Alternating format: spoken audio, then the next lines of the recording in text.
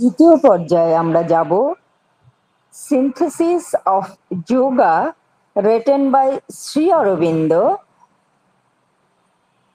ইংরেজি পাঠে থাকবেন শ্রীমতী জয়ন্তিকা বসু, বাংলা যোগ সমন্বয় পাঠে থাকবেন শ্রীমতী জবা চৌধুরী এবং সমগ্র আলোচনায় থাকবেন শ্রী সুধেন্দু সাহা। জয়ন্তিকা। ওম শ্রী অরবিন্দ মীরা। আমরা রয়েছি দ্য সিনথেসিস অফ যোগার chapter the accent of sacrifice part 1। আজকে যে প্যারাগ্রাফটি পড়ব page 152। Altruism, philanthropy, humanitarianism, service are flowers of the mental consciousness and are at best the mind's cold and pale imitation of the spiritual flame of universal divine love. Not truly liberative from ego sense, they widen it at most and give it a higher and larger satisfaction, important in practice to change man's vital life and nature. They only modify and palliate its action and daub over its unchanged egoistic essence. Or if they are intensely followed with an entire sincerity of the will, it is by exaggerated amplification of one side of our nature. In the exaggeration, there can be no clue for the full and perfect divine evolution of the many sides of our individualized being towards the universal and transcendent eternal. Nor can the religio-ethical ideal be a sufficient guide, for this is a compromise or compact of mutual concession or for mutual support between a religious urge which seeks to get us closer hold on by taking into itself the higher turns of ordinary human nature and an ethical urge which hopes to elevate itself out of its own mental hardness and dryness by some touch of a religious fervor. In making this compact, religion lowers itself to the mental level and inherits the inherent imperfections of mind and its inability to convert and transform life. The mind is the sphere of the dualities, and just as it is impossible for it to achieve any absolute truth, but only truths relative or mixed with error, so it is impossible for it to achieve any absolute good. For moral good exists as a counterpart and corrective to evil and has evil always for its shadow, complement almost its reason for existence. But the spiritual consciousness belongs to a higher than the mental plane, and there the duality ceases. For their falsehood confronted with the truth by which it profited through a, a- through a usurping falsification of it and evil faced by the good of which it was perversion or a lurid substitute, are obliged to perish for want of sustenance and to cease. The integral yoga, refusing to rely upon the fragile staff of mental and moral ideals, put its whole emphasis in the field on three central dynamic processes: the development of the true soul or psychic being to take the place of the false soul of desire, the sublimation of human into divine love, the elevation of consciousness from its mental to its spiritual and supramental plane, by whose power alone both the soul and the life force can be utterly delivered from the veils and prevarications of the ignorance. হ্যাঁ জবা হ্যাঁ অঙ্কিতা। ওম শ্রী অরবিন্দ মীরা। আমরা রয়েছি যোগ সমন্বয়ের পঞ্চম অধ্যায় যজ্ঞের উদয়ন, পৃষ্ঠা 125, 126।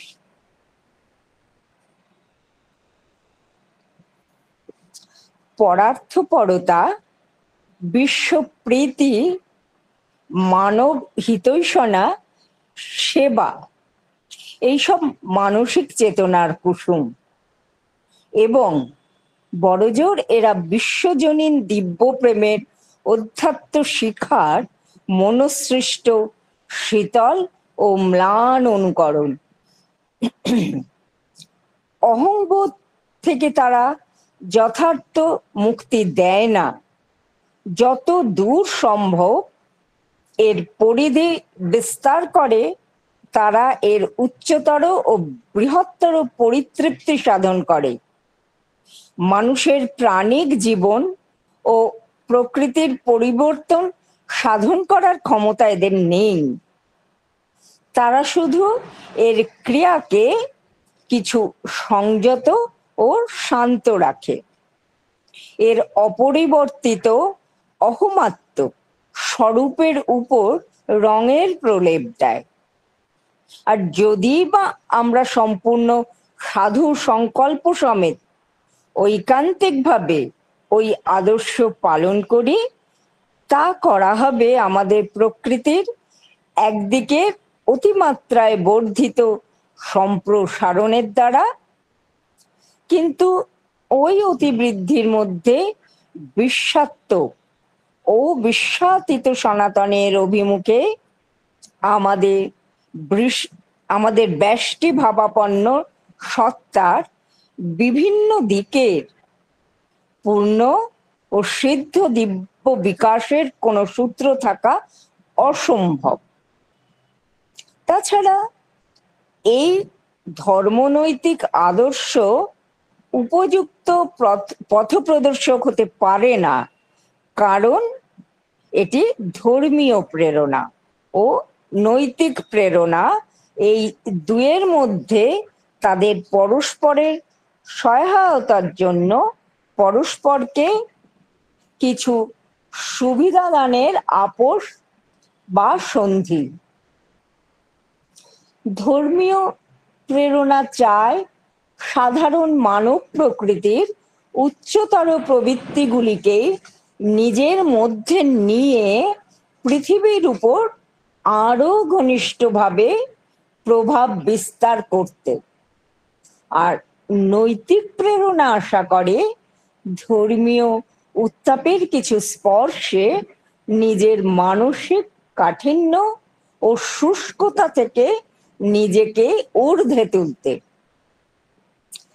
এই সন্ধি করায় ধর্ম নিজেকে মানিয়ে আনে মানসিক স্তরে, আর গ্রহণ করে মনের স্বগত সব অপূর্ণতা ও জীবনের পরিবর্তন ও রূপান্তর সাধনে এর অক্ষমতা।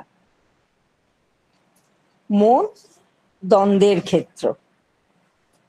কোন অনপেক্ষ পরম সত্য পাওয়া তার সাধ্যাতীত। সে পেতে পারে শুধু আপেক্ষিক ও প্রমোদ মিশ্রিত সত্য। ঠিক তখনই কোনো অন্য অনপেক্ষ শুভ পাওয়াও তার সাধ্যাতীত, কারণ নৈতিক শুভের অস্তিত্ব অশুভের প্রতিরূপ এবং সংশোধক হিসেবে অশুভ শুভের নিত্য সহচর, তার ছায়া পরিপূরক, প্রায় তার অস্তিত্বের হেতু। কিন্তু অধ্যাত্ম চেতনার স্থান মনোভূমি অপেক্ষা এক পরতর ভূমিতে।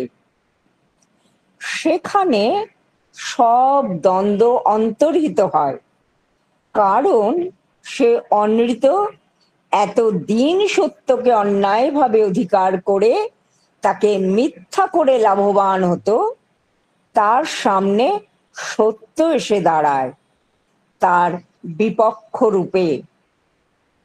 তার অশুভের সম্মুখে আসে শুভ, যার বিকৃতি বা ভয়ঙ্কর অনুকল্প সেটি। সেজন্য এরা পুষ্টির অভাবে ধ্বংস হয়, আর এইভাবেই তাদের সমাপ্তি ঘটে। মানসিক ও নৈতিক আদর্শের ভঙ্গুর উপাদানের উপর নির্ভর করতে অস্বীকার করে পূর্ণযোগ। এক্ষেত্রে তার সমগ্র জোর দেয় তিনটি কেন্দ্রীয় স্ফুরন্ত সাধন ধারার উপর: কামনার মিথ্যা অন্তঃপুরুষের স্থলে সত্যকার অন্তঃপুরুষ বা চৈত্য পুরুষকে অধিষ্ঠিত করার জন্য তার উপচয় সাধন, মানসিক প্রেমের ঊর্ধ্বায়ন দিব্য প্রেমে, চেতনার উন্নয়ন তার মানসিক ভূমি থেকে তার অধ্যাত্ম ও অতি মানসিক ভূমিতে, একমাত্র যার সামর্থ্যের দ্বারাই অবিদ্যার আবরণ ও অপলাপ থেকে অন্তঃপুরুষ ও প্রাণশক্তি উভয়েরই পূর্ণ মুক্তি সম্ভব। এবার সুধেন্দু।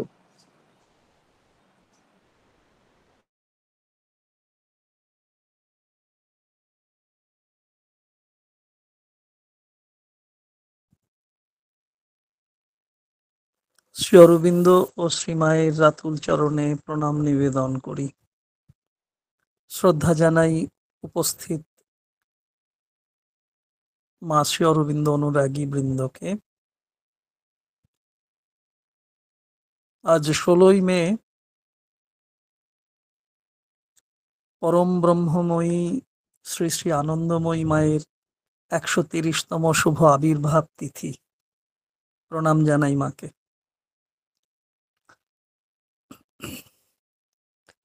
আজকে এটা পড়া হলো the scent of the sacrifice 1-এর প্যারাগ্রাফ 20 নম্বর অনুচ্ছেদ থেকে পাঠ হলো। অত্যন্ত গুরুত্বপূর্ণ। আমরা পড়তে পড়তে অনেকটা টার্ন নিচ্ছি। আমাদের জীবনে নতুনতর সব বাঁক আসছে, সেগুলোকে শুধু পাঠ, পঠিতব্য বিষয়, পাঠ্য বিষয় এরকম নয়, তাকে অনুশীলিত সত্য করে গড়ে তুলতে পারবো কিনা, কতটুকু পারবো।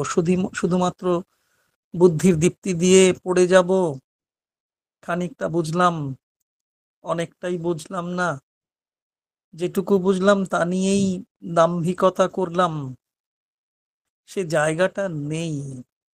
যোগ সমন্বয় পড়তে পড়তে শ্রী অরবিন্দ গেঁথে দিচ্ছেন, আমরা কি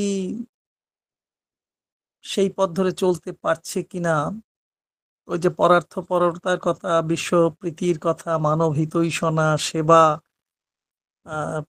প্যারাগ্রাফের শুরুতেই এ ধরনের বিষয় আমরা পেয়েছি। তো আমাদের চাওয়া, একান্ত চাওয়া, আমাদের আকুতি কি? আমাদের চাওয়া, সে একান্তভাবে চাওয়া, আকুতি, স্পৃহা, অভিপ্সা কি? যাতে আমাদের অন্তঃপুরুষ জেগে ওঠেন, তাই তো আমাদের আকুতি, যাতে আমাদের অন্তঃপুরুষ জেগে ওঠেন। তিনি আছেন, জেগে ওঠেন মানে আমরা আমাদের প্রচেষ্টার মধ্য দিয়ে, সাধন ধারার মধ্য দিয়ে তাকে জাগিয়ে তুলতে পারি কিনা। তার আলোতে তিনি যখন জেগে উঠবেন, তিনি আছেন আমার ভিতরে, কিন্তু যখন জেগে উঠবেন তারই আলোতে, তখন আমাদের অন্তর বাহির আলোকিত হবে। সেই আলোরই সন্ধান চলতে থাকে আমাদের জীবনময়তার মধ্য দিয়ে, চলার মধ্য দিয়ে। সেই গুরুদেবের ওই যে কবির গান, কোন আলোতে প্রাণের প্রদীপ জ্বালিয়ে তুমি ধরায় আসো। বুঝতে চাই, আমরা জানতে চাই, তার মধ্যেই সুন্দরতা, সর্বগুণ অন্বিত সত্য, সেই সুন্দরতা এবং সর্বগুণান্বিত সত্যকেও আমাদের প্রাত্যহিক সামাজিক জীবনের সাথে মিলিয়ে নিতে চাই। আমাদের জীবন সাধনা, আমাদের কেন্দ্রীয় লক্ষ্য তাই। তা চাওয়া থাকে ব্যক্তিগত, সমষ্টিগত, সামাজিক, ধর্মীয়, আধ্যাত্মিক, এরকম চাওয়া তো থাকেই আমাদের। সেই বহুবিধ চাওয়ার চাহিদা নিয়েই আমাদের পথ চলা। পথ তো চলছি, তার মধ্যে চাওয়াও রয়েছে, ব্যক্তিগত, সমষ্টিগত, মানে ব্যষ্টিগত, সমষ্টিগত, সামাজিক, ধর্মীয়, আধ্যাত্মিক রয়েছে রয়েছে। তার মধ্যে ওই যে অল্ট্রুইজম আছে, ফিলান্থ্রপি আছে, হিউম্যানিটেরিয়ানিজম আছে, সার্ভিস, সেবা আছে, যার বাংলা অনুবাদে পাই পরার্থপরতা, বিশ্বপ্রীতি, মানব হিতৈষণা, এগুলো রয়েছে, সেবা রয়েছে। কম বেশি সকলেই এর সঙ্গে যুক্ত। কম বেশি বললাম নিজের কথা ভেবে, আপনাদের কথা ভেবে নয়, আপনারা বেশি মাত্রাতেই যুক্ত। কমটা বললাম একেবারে ব্যক্তিগত জায়গা থেকে, আমি বোধহয় বেশি করে তার সঙ্গে যুক্ত থাকতে পারি না। কেউ ভিক্ষা দেন, প্রণামী দেন, কেউ নরনারায়ণ সেবা করেন, কেউ হত দরিদ্রদের পোশাক আশাক কম্বল দান করেন, ফ্রি কোচিং সেন্টার চালান। দান এবং সেবার মধ্য দিয়ে নিজের ভিতরকার মানসিক চেতনার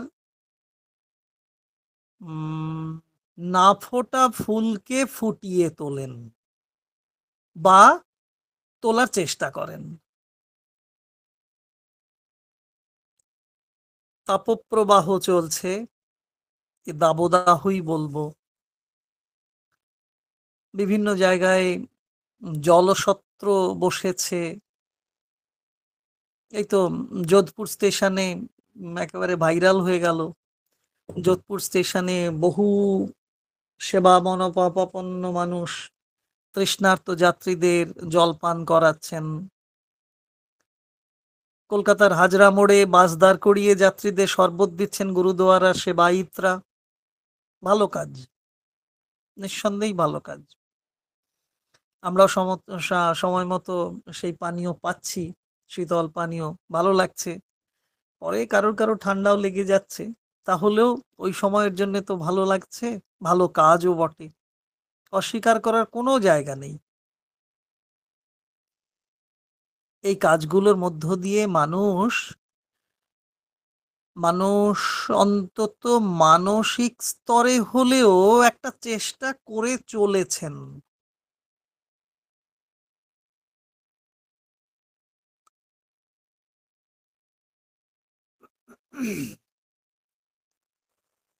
বিশ্বজনীন যে দিব্য প্রেম, বিশ্বজনীন, হ্যাঁ এরকমই তো শব্দটি, যে বিশ্বজনীন দিব্য প্রেমের একটি প্রজ্বলিত শিখা আছে। শ্রী অরবিন্দ আমাদের বলে দিয়েছেন, শ্যামাপ্রসাদ বাবু অনুবাদে আমাদের বলেছেন যে বিশ্বজনীন দিব্য প্রেমের এক প্রজ্বলন্ত শিখা আছে। তাহলে শিখা আছে, তার দীপ্তি আছে, আলো আছে, তাপ আছে, তার মধ্যে ভালোবাসা আছে, অন্ধকারকে বিদূরিত করার প্রবণতা এবং শক্তি আছে।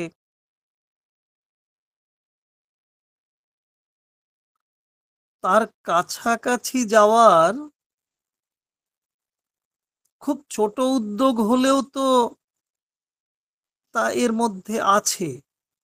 এই যে বিভিন্ন কর্মকাণ্ড চলছে, সেই কর্মকাণ্ডের মধ্য দিয়ে মানুষ ওই যে বিশ্বজনীন দিব্য প্রেমের যে প্রজ্বলন্ত শিখা আছে তার কাছাকাছি যাওয়ার একটা উদ্যোগ নিচ্ছেন মানুষ বিভিন্ন কর্মকাণ্ডের মধ্য দিয়ে।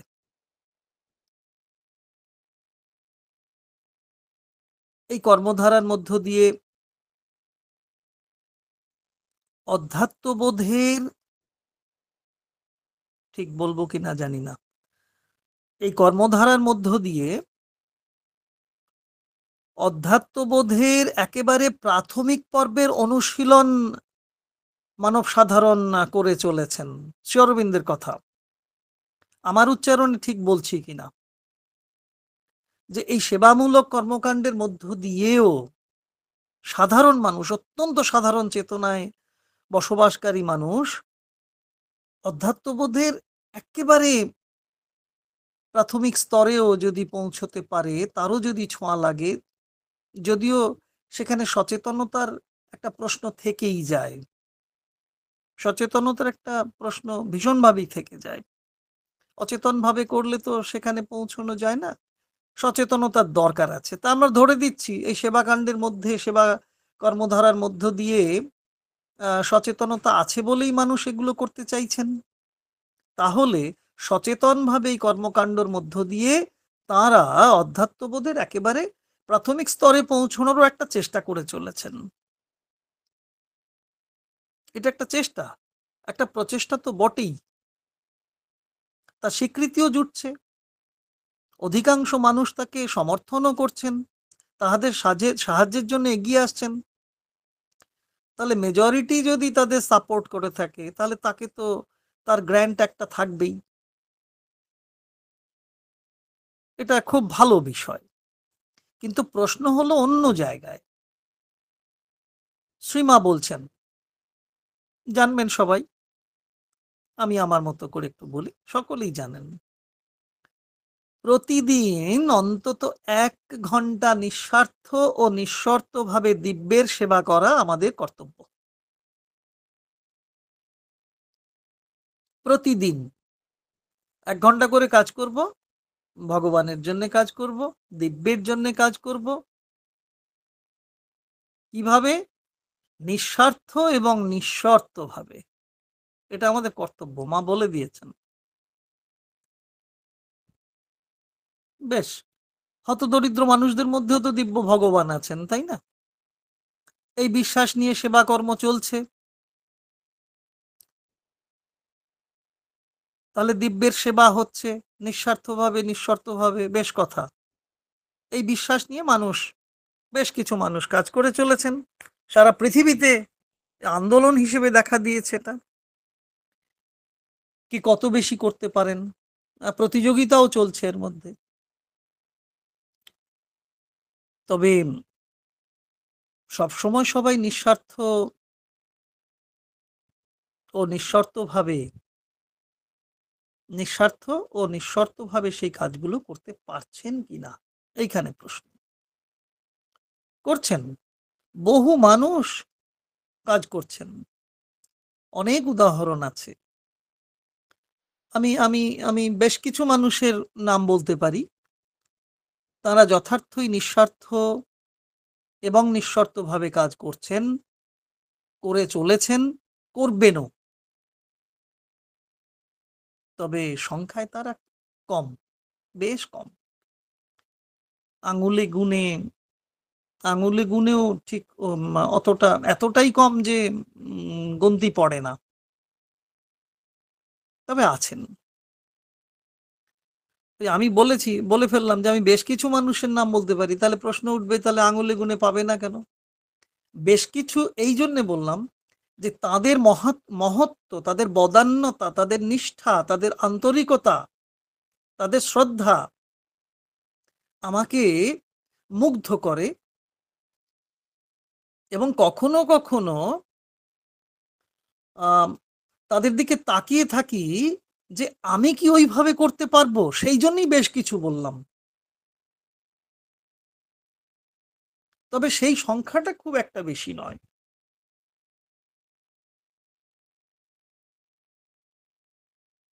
এখানে অহংকার একটি বড় ভূমিকা নেয়।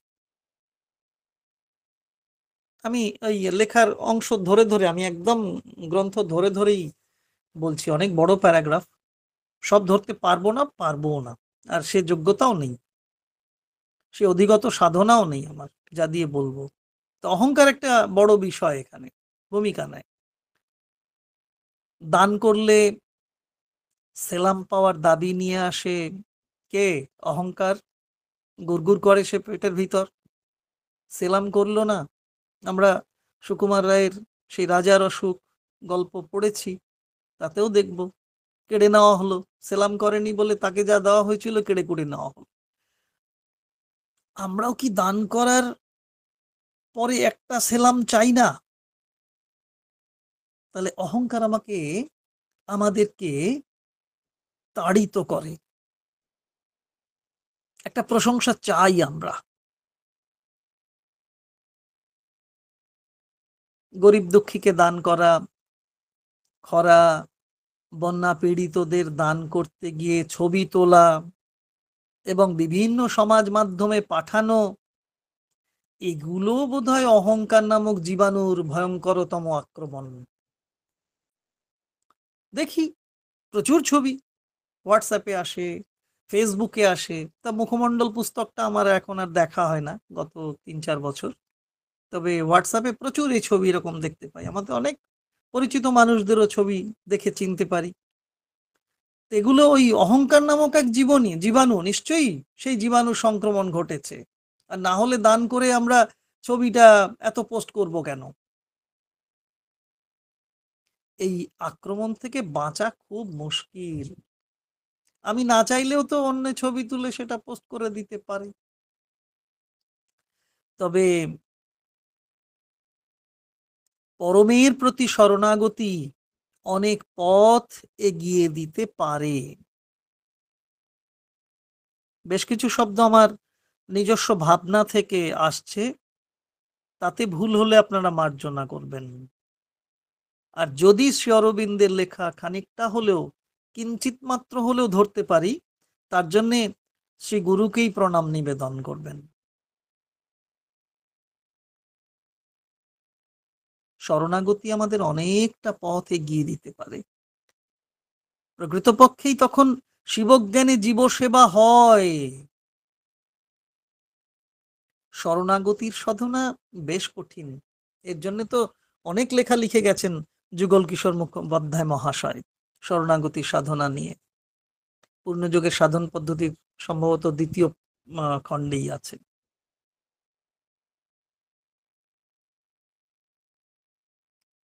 বোধহয় সেই কারণে কোনো প্রাচীন মন্দিরে প্রবেশ পথের দরজা অনেক নিচু থাকে। মন্দিরের গর্ভগৃহে ঢুকতে গেলে মাথা নিচু করতেই হবে। সৌভাগ্য হয়েছে কোনো সেরকম মন্দিরে ঢোকার সুযোগ এসেছে।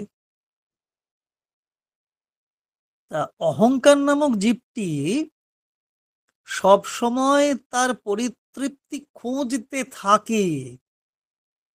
ওই যে কখন কোথায় সুযোগ পাই আক্রমণ করি। আমাদের এই কাজগুলো তার মাধ্যম, এই কাজের মধ্য দিয়ে তারা আমাদের ভিতরে ঢুকে পড়ে। অহংকার একজন বিনীত ব্যক্তিকে দুর্বিনীত করতে পারে, অনেক সাধের গড়ে তোলা সৌধ কয়েক মিনিটের মধ্যে ধ্বংস হয়ে যেতে পারে। রাবণের অহংকারে বীর হনুমানের লেজ এবং মুখ পুড়লেও তার সোনার রাজপ্রাসাদ তো ধ্বংস হলো ওই রাবণের অহংকারে। হনুমানের হয়তো চিরতরে তার সারা বংশে সীতার কথায় তো সমগ্র বংশই মুখ পোড়া হয়ে গেল, কিন্তু রাবণের রাজপ্রাসাদ তো, সোনার রাজপ্রাসাদ তো পুড়ল অহংকারের ফলে। মানুষের মানুষের মানুষের আবেগ সর্বস্ব প্রাণিক জীবন যে স্তরে ছিল সেই স্তরেই থেকে যায়। যদি অহংকারের বশবর্তী হয়ে সামান্যতম সেবা কার্য করা হয়, খানিকটা পরিবর্তন হলেও তখন সামগ্রিক রূপান্তর হয় না। 50 বছর ধরে একজন কোনো কেন্দ্র বা শাখার ক্ষমতাশালী আধিকারিক থাকতে পারেন, কিন্তু মাকে তিনি শুধু নিজের করে রাখতে চান, দরজা বন্ধ করে রাখেন, আর কেউ যাতে মাতৃ দর্শন করতে না পারেন বা ফুলমালা দিয়ে শ্রদ্ধা নিবেদন করতে না পারেন। কোথায় পরিবর্তন, অথচ মাতৃ অন্তপ্রাণ। মানুষের মধ্যে মা খুঁজে নেওয়ার চেষ্টা করা হয় না, অথচ মানুষ কথার প্রথম অক্ষরই মা। বড় বেদনার ইতিবৃত্ত। সব বেদনা মানেই তো আর ব্যথা যন্ত্রণা নয়, বেদনা আবার অনেক অভিজ্ঞতাও এনে দেয়। আমরা কম বেশি ধর্মবোধ ও নৈতিক বোধের প্রেরণায় কিছু কিছু ক্ষেত্রে সংযত হয়ে কাজ করার চেষ্টা করি। ওই যে রিলিজিও ইথিক্যাল প্রসঙ্গ এনেছেন শ্রী অরবিন্দ। অহংকারের চরিতার্থতা সেখানে একটু অন্যরকম রূপ পায়। ওই যে ধর্মবোধ আর নৈতিক বোধ তাকে নিয়ন্ত্রণে রাখে। সেই ঘোড়ার পিঠে বসে থাকা যখন সারোহী চাবুক ব্যবহার করেন, কিংবা হাতির পিঠে বসে থাকা ওই যে হুক দিয়ে টানেন, নিয়ন্ত্রণ করেন, ঠিক তেমনি ভাবে ধর্মবোধ এবং নৈতিক বোধ যেন আমাদের ওই চাবুক। অহংকারের চরিতার্থতা সেখানে একটু অন্যরকম রূপ পায়, একটু নিয়ন্ত্রিত হয়। বেশিরভাগ ক্ষেত্রেই মানুষই অহংকার শিক্ষার ছত্রছায়া থেকে একটা আপাত নমনীয় ভদ্র নম্র ধর্ম এবং নৈতিকতার মিশ্রণ তৈরি করে। আমাদের বংশগত পারিবারিক কিছু সংস্কারও তার সঙ্গে থাকে, শিক্ষা থাকে, পরিবেশগত প্রভাব থাকে, দেশজ কিছু প্রভাব থাকে। যেখান থেকে দীক্ষা নেওয়া হয় সেই দীক্ষাজ কিছু সংস্কার থাকে। তার ফলে একটা মিশ্রণ তৈরি করে আমাদের আচরণে, আমাদের ব্যবহারে, আমাদের কার্যকলাপের মধ্য দিয়ে একটা মিশ্রিত ভাব তৈরি হয় এবং সেই অনুযায়ী আমরা কাজ করতে থাকি। তাতে পার্শ্ববর্তী সামাজিক মানুষের কাছে ভালো মানুষ গোছের একটা স্বীকৃতি পাওয়া যায় নিঃসন্দেহে। তাতে আমাদের ভালো লাগে, বেশ ভালো লাগে, আরো বেশি করে কাজ করার উদ্দীপনা পাই। কিন্তু তার মধ্য দিয়ে আমার আমার যে আমিময়তা এবং আমিত্বের গর্ব বিশ্বের অতীত সেই পরম চেতনার দিকে যেতে পারে কিনা, যে আমার আমিময়তা, বাক্যটা ঠিক বললাম কিনা, কি যে এই যে কাজ করার উদ্দীপনা পাচ্ছি, অন্য একটু ভালো বলছে, তাহলে আমার যে আমিময়তা আছে, আমার যে আমিত্ব আছে, সেটা বিশ্বাতীত পরম চেতনার দিকে নিয়ে যেতে পারছে কিনা বা কতটুকু যেতে পারছে। অনেক বড় একটা প্রশ্ন চিহ্ন, জিজ্ঞাসার চিহ্ন রয়েছে।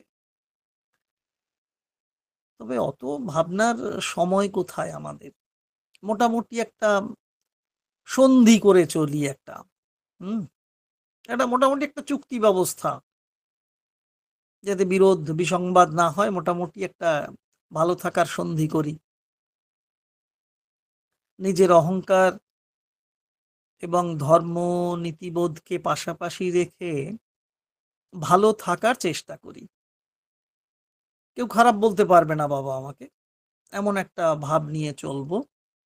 আবার কেউ একটু খারাপ বললেই ক্ষেপে যাচ্ছি। যে আমার ত্রুটি ধরে ফেলছে তাকে কৌশলে সরিয়ে দেওয়ার চেষ্টা করছি। ইগো থাকছে থাকছে অপরিবর্তিত অবস্থায়, অথচ মুখে মৃদু হাসি, সুখী ভাব। এও যেন এক রাজনীতি। ওই যে রিলিজিও ইথিক্যাল, ধর্ম ও নৈতিকতার মেলবন্ধন ঘটিয়ে খানিকটা নীতি ধর্মের মেলবন্ধন ঘটিয়ে, ধর্ম নৈতিকতার মেলবন্ধন ঘটিয়ে এবং খানিকটা নীতি ধর্মের মেলবন্ধন ঘটিয়ে সামাজিক ইচ্ছাগুলোকে পূরণ করার চেষ্টা করি আমরা। সেই সামাজিক ইচ্ছেগুলোর মধ্যে অহংকারের ইচ্ছেগুলো মিশে থাকে, মিশ্রিত হয়ে থাকে। সোনার যেমন খাদ থাকে, ঠিক তেমনি ভাবে আমাদেরও সততার সঙ্গে নিষ্ঠার সঙ্গে অহং মিশ্রিত থাকে। তার পার্সেন্টেজ কষা অবশ্য কঠিন। শ্রী অরবিন্দ সেরকম পার্সেন্টেজ কষেছেন কিনা, সেই ইকুয়েশন দিয়েছেন কিনা, দেখার চেষ্টা করতে হবে। এটা নীরদ বরণ খুব ভালো বলতে পারেন, বলে দেবেন, কখনো কখনো নীরদ বরণ বলে দেবেন সে কথা। শ্রী অরবিন্দের প্রেসক্রিপশনে সে সব কথা রয়েছে।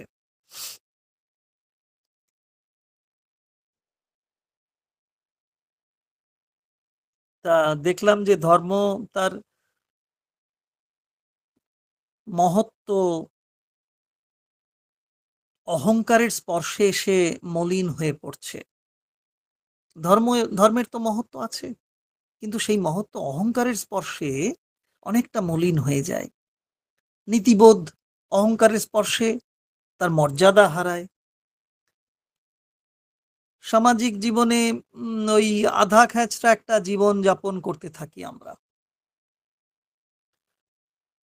সভায় অধ্যাত্ম কথা প্রচার করি, ব্যক্তি জীবনে তা পালন করতে পারি না, যা সভায় বলি। অন্যের দোষ ধরি, নিজের দোষগুলো ধরতে তো পারি না।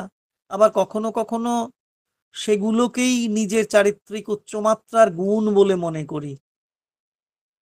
এই অক্ষমতা নিয়েই চলতে থাকি। অহংকার আমাদের প্রাণ চেতনাকে মাধ্যম করে এগিয়ে চলে। বুঝতে পারি না সবসময় কোনটা আমার প্রয়োজন আর কোনটা বাসনা। ওই নিড অ্যান্ড ডিজায়ারের মধ্যে পার্থক্যটা আমরা করতে পারি না। প্রাণের আবেগ আমাদের কি করে, বাসনাগত বিষয়ের দিকেই বেশি করে নিয়ে যায়।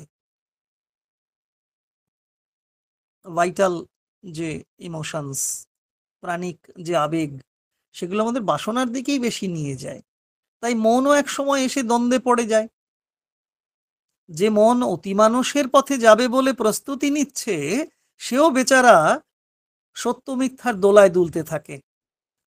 সত্যময় জীবন গড়ে তুলতে গিয়ে দেখি আমার জীবনের আদর্শ হয়েছে আপাত সত্য বা ভুলে ভরা সত্য। কি বিপদ! অনেক ত্যাগ তিতিক্ষা কৃচ্ছ সাধনার বলে যারা সন্ন্যাসী হলেন, আবার তারাই দেখি নিতান্ত গৃহজীবনের ঘেরাটোপে এসে সুখী নিশ্চিন্ত জীবন যাপন করছেন। তথাকথিত সুখী নিশ্চিন্ত জীবন। মনের বিচার ক্ষমতা আছে। আমরা ইছামতি উপন্যাসের মতো, বিভূতিভূষণ বন্দ্যোপাধ্যায়ের ইছামতি উপন্যাসের মতো ঘটনা আমার ঘরের আশেপাশে রয়েছে, আমাদের ঘরের আশেপাশে রয়েছে। তা মনের বিচার ক্ষমতা তো আছে, কিন্তু প্রাণিক অহংকার সেই সৎ বিচার ক্ষমতাকে সীমিত করে দেয়। তার ফলে যা কিছু শুভ যা কিছু, তাকে পেতে গিয়ে বা নির্বাচন করতে গিয়ে শুভতর কিছু বা শুভতার পিছনে যে অশুভ প্রবণতা আছে তাকেই বরণ করে ঘরে তুলে নিয়ে আসি আমরা। ধর্মীয়, নৈতিক, সামাজিক অহংবোধ আমাদের আক্রান্ত করে, আমরা আক্রান্ত হই। আর সেই আক্রান্ত জীবন, আমাদের জীবনের যে মান, একটা স্ট্যান্ডার্ড আছে, সেই স্ট্যান্ডার্ড ছাড়িয়েও তো এক সরল স্বচ্ছন্দ জীবন, দ্বন্দ্বহীন, বিমল, নির্মল একটা স্তর আছে আমাদের জীবনে, যেখানে অহং কম থাকে, অহংয়ের আক্রমণ কম, এমন একটা স্ট্যান্ডার্ড লিভিং আমাদের থাকে, যেখানে আমরা বিমল নির্মল স্তর অনুভব করি, বোধ অনুভব করি। আবার সেই স্তরে উত্তীর্ণ হতে চাই বলেই তো দুর্গা মাতার কাছে আমাদের আবেদন, বিমল নির্মল যেন হই। দুর্গাস্তোত্র মনে পড়ছে না? সেই বিমল ও আনন্দে জেগে ওঠার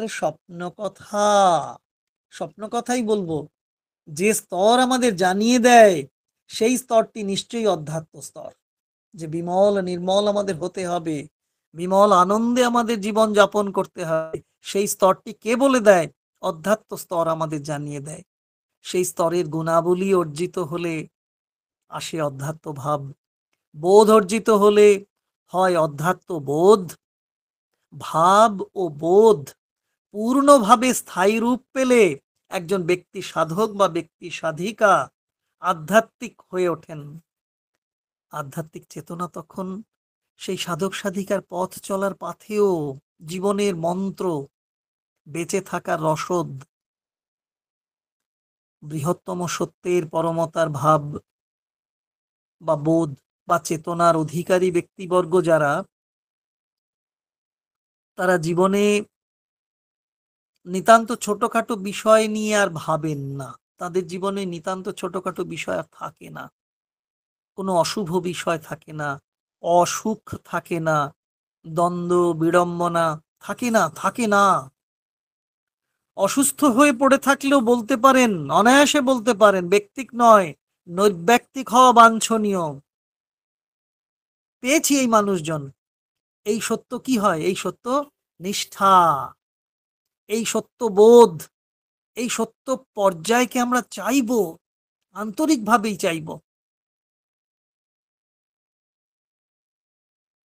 সময় পেরিয়ে এসছি, তবু আমি 2 মিনিট আরো নিচ্ছি, একটু দু একটা কথা আসছে।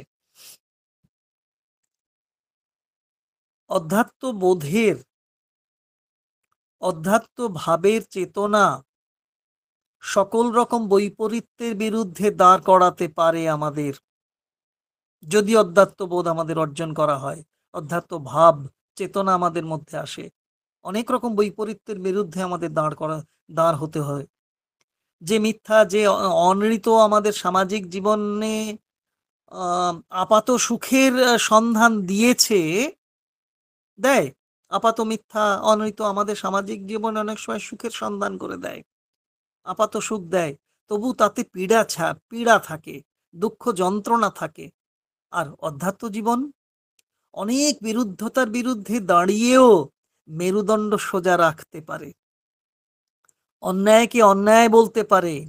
সরল শিশুর মতন আবরণহীন রাজাকে, মানে সরল শিশুর মতন, সেই শিশু বলেছিল না, রাজাকে আবরণ এবং আভরণহীন রাজাকে দেখে সহজেই বলতে পেরেছিল, রাজা তোর কাপড় কোথায়? নীরেন চক্রবর্তী সেই উলঙ্গ রাজা আমরা পড়তে পারি, বা তা নিয়ে তো অনেক কাহিনীও আছে, পৌরাণে বৈদেশিক কাহিনীও আছে। অথচ সাধারণ মানুষ আমরা বলতে পারি না।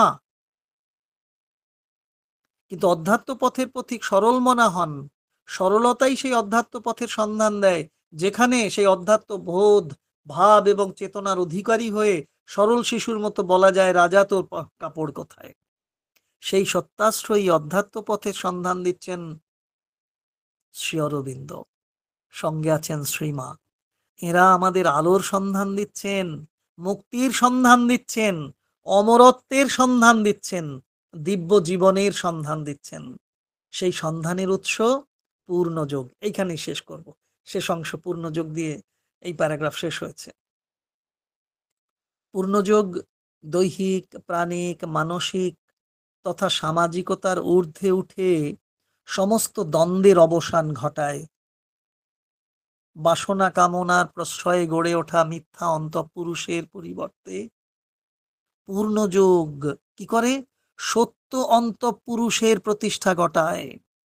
আমরা যা মিথ্যা অন্তঃপুরুষের প্রেরণায় চলেছি, প্ররোচনায় চলেছি, এখন সেখানে অধ্যাত্ম সত্য, অধ্যাত্মবোধ, অধ্যাত্ম চেতনা আমাদের সত্য অন্তঃপুরুষের সন্ধান দিয়েছে, প্রতিষ্ঠা ঘটিয়েছে। চৈত্য পুরুষের সত্য সন্ধান আমরা পেয়েছি। ফলে মানসী প্রবণতা, প্রেম ভালোবাসা দিব্যতায় উত্তীর্ণ হচ্ছে, উন্নীত হচ্ছে। মানসিক চেতনা অতিমানসিক চেতনায় রূপান্তরিত হচ্ছে। অবিদ্যা এতদিন আমাদের ঘিরে রেখেছিল, সেই অবিদ্যা থেকে অন্তঃপুরুষ এবং প্রাণশক্তি মুক্তি পাচ্ছে। কবিপক্ষ চলছে। কবিপক্ষে গুরুদেবের সুরে সুর মিলিয়ে এই প্রার্থনা রেখে শেষ করি। মুছে যাক গ্লানি, ঘুচে যাক জরা, অগ্নি স্নানে শুচি হোক ধরা। সবাই ভালো থাকুন। জয় মা, জয় শ্রী অরবিন্দ। আপনি দাদা খুব ভালো বললেন। ওইটা মানুষের মধ্যে প্রথম কথাটাই হচ্ছে মা। ওটা আমার খুব ভালো লাগলো। বেশ দিদি, বেশ।